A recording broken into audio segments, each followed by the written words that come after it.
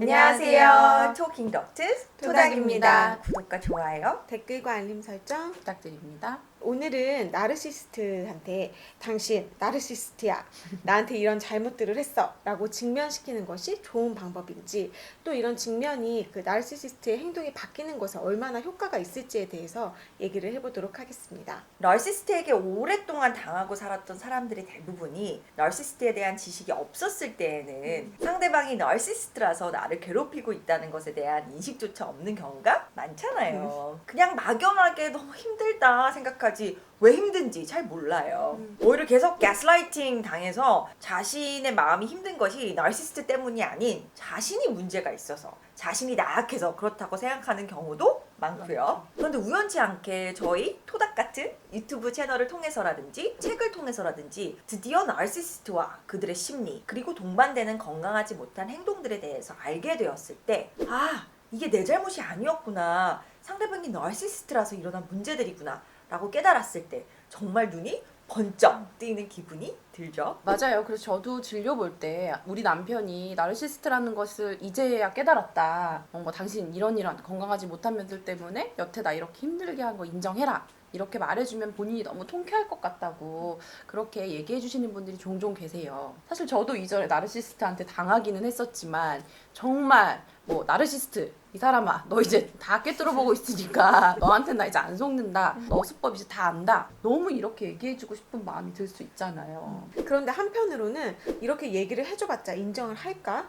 과연 직면을 시키는 것이 더 현명한 방법일까? 하는 의문도 들어요. 솔직히 건강한 사람들도 자기 잘못을 인정하는 게 쉽지는 않잖아요. 그런데 나르시시스트들은 안 그래도 자신이 제일 잘났다고 생각하는 사람들인데, 과연 그래 내 문제야, 내가 잘못했어, 이렇게 순순히 얘기 안 할 가능성이 높을 것 같아요. 네, 승현 선생님이 아주 좋은 의문점을 제기하셨는데요.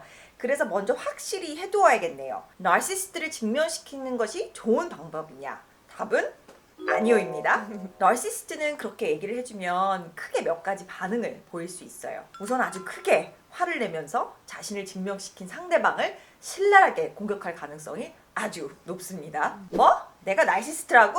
웃기지 마. 너가 나르시스트야. 하면서 상대방의 문제점, 과거 잘못했던 점을 조목조목 대면서 아주 장시간 상대방을 비난할 수 있어요. 그래서 나르시스트 한번 직면시켰다가 너덜너덜해질 때까지 당했다는 사람들 여러 명 봤습니다. 그리고 나르시스트들은 자신이 나르시스트라는 거, 자신이 주위 사람들에게 잘못했다는 것을 인정하지 않아요. 나르시스트의 겉으로 보이는 많은 문제점들, 잘난 척, 거만함, 거짓말, 착취 등 모든 행동들의 근원은 결국 마음속 깊이 자리 잡고 있는 무능감 때문이라고 얘기 드렸었잖아요. 그 무능감을 스스로한테조차 감추기 위해서 자신이 더 잘난 사람이라고 생각하고 싶고 그에 맞게 거만하게 행동하는 건데, 그런데 자신이 나르시스트라고 인정하는 것은 결국 자신에게 이런 무능한 부분, 건강하지 못한 부분이 있다는 것을 인정하는 셈이 되니까 당사자는 절대로 인정하지 않으려고 하겠죠. 그래서 나르시스트들은 인사이트,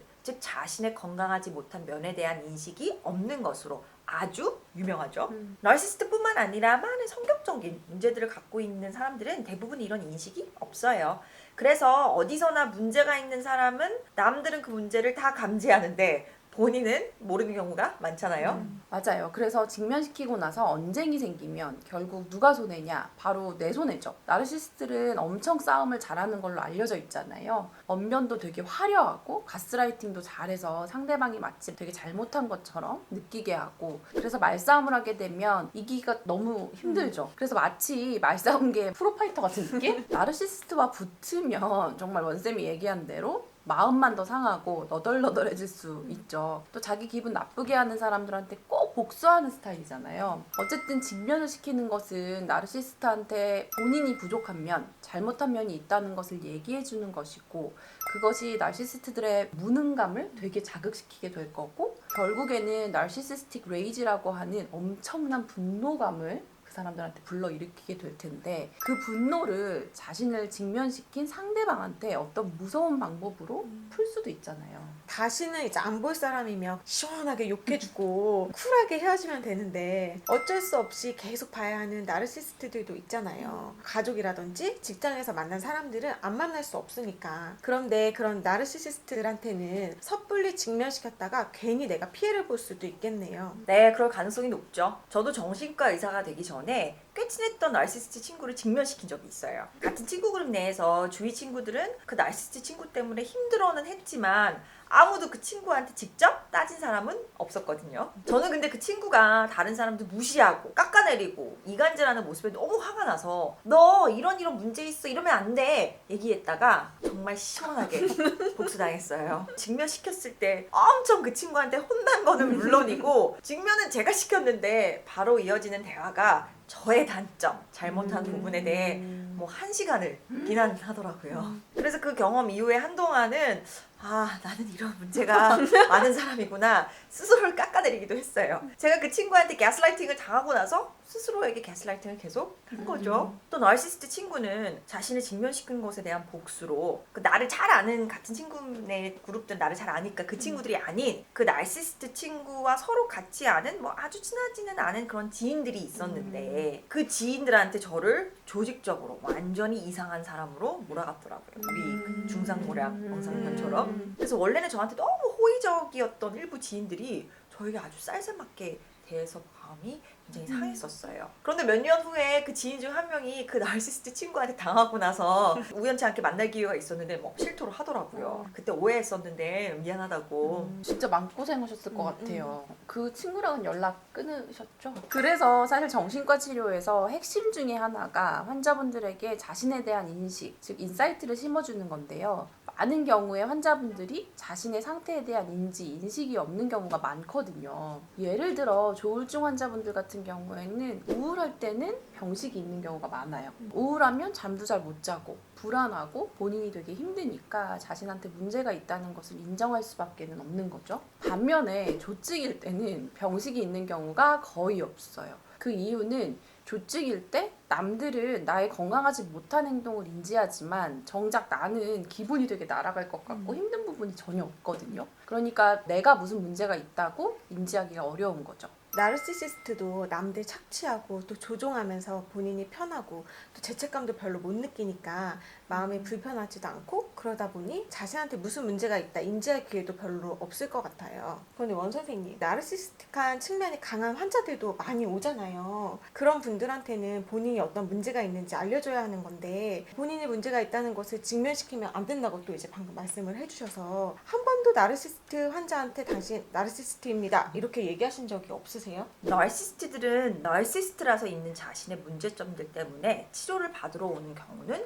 많지 않아요. 즉 마음속에 무능감이라든지 공감 능력 부족에 변화를 주겠다고 치료를 받는 분들은 거의 없다는 거죠. 치료를 받게 되는 주 이유는 나르시스트라서 생기는 2차적인 문제, 예를 들어 배우자가 이혼을 요구하거나 자식들이 연락을 단절해서 2차적으로 생기는 우울증, 불안증 등의 불편한 증상 때문에 진료를 받는 경우가 대부분이에요. 그런데 우울감이나 불안감의 진짜 원인은 이 사람의 나르시스틱한 측면들이니까 이 부분을 당연히 치료 안에서 다뤄줘야죠. 그런데 치료 초기부터 당신은 나르시스트여서 이런 문제들이 있습니다. 이렇게는 절대로 얘기를 안 하죠. 왜냐? 당사자가 못 받아들일 걸 알고 있으니까요. 그래서 몇 달, 심지어는 몇 년 동안 서서히 나르시스트 당사자가 자신이 어떤 패턴으로 생각하고 느끼고 사람들을 대하는지 본인 스스로 인지할 수 있도록 치료자는 도와주는 역할을 한답니다. 그러니까 더욱 분명해지죠. 전문가도 오랫동안 공들여서 해야지 생기는 나르시스트 스스로에 대한 인식이 주위 사람들이 한순간 직면시킨다고 생기기는 매우 어렵죠. 네, 맞아요. 그래서 내가 아무리 너무 좋은 깨달음이 생겨서 이 깨달음을 나르시스트 당사자에게 직면시키고 싶은 충동이 강해도 무조건 참으셔야 됩니다. 그런데 그 직면시키는 것이 만약 해답이 아니면 이런 나르시시스트 피해자들이 나르시스트에 대한 인식이 생겼을 때 어떻게 하는 게 좋은가요? 결국 이런 인식이 인식에서 끝나는 것이 아니라 지금 내가 처한 상황에 도움이 되도록 적용시켜야 하는 것이잖아요. 네, 맞아요. 굳이 나르시스트를 직면시키는 게 아니더라도 이런 인식은 너무너무 중요합니다. 왜냐? 이런 인식이 없으면 내가 나르시스트한테 대하는 방법에 변화를 줄 수 없으니까요. 나르시스트한테 하는 가장 좋은 복수는 바로 더 이상 나르시스트의 계략에 넘어가지 않고 나르시스틱 서플라이, 즉 나르시스트에게 칭찬과 찬사를 주며 기분 업시켜주는 역할을 하지 않고 나르시스트를 더 이상 변호해주지 않고 나르시스트와의 관계에서 서서히 자신을 분리시키는 것입니다. 나르시스트는 자신이 불안정하기 때문에 항상 자신이 조정할 수 있고 자신에게 힘을 실어주는 나르시스틱 서플라이를 절실하게 원하고 그런 대상이 필요하거든요. 더 이상 그런 대상이 되어주지 않는 것이 그 어느 직면보다도 효과가 있고 앞으로 나르시스트와의 관계를 어느 정도 계속 지속해야 하는 상황이라면 나르시스트로부터 나를 보호하는 가장 좋은 방법이기도 합니다. 오늘은 왜 나르시스트에 대한 인식이 생겨서 너무너무 직면시키고 싶어도 그러면 안 되는 이유에 대해서 얘기를 해보았습니다. 나르시스트에게 오랫동안 괴롭힘을 당했다가 드디어 이 상황에 대한 인식이 생기신 분들께 다음 단계를 계획하는 데 있어서 도움이 되어 드렸으면 좋겠습니다. 저희 토닥 채널에 나르시스트 관련해서 유익한 영상들이 많이 있거든요. 구독과 알림 설정을 통해서 더욱더 많은 영상들을 접하시는 기회가 되셨으면 좋겠습니다. 오늘 토킹은 여기까지. 토닥입니다. 감사합니다.